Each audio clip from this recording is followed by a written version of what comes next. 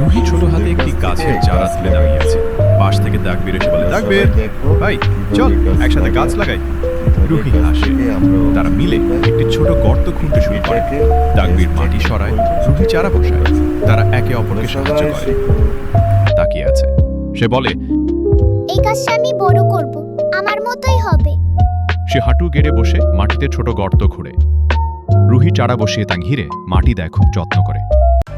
তার মুখে হাসি, চোখে গর্ব। সে গাছের চারপাশে পানি ঢালে এবং নরম করে মাটি চাপিয়ে দেয়।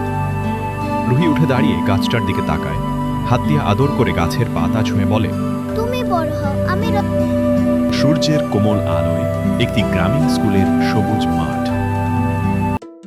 পাখির ডাক শুনতে পাওয়া যায়।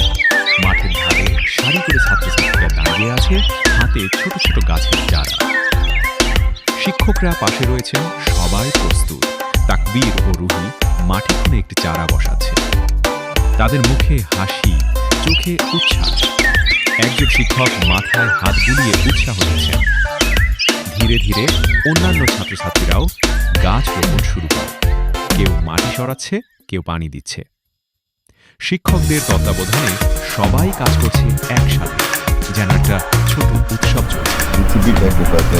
সবাই কাজ শেষ করে পেছনে দাঁড়িয়ে গাছ লাগিয়ে আসছে।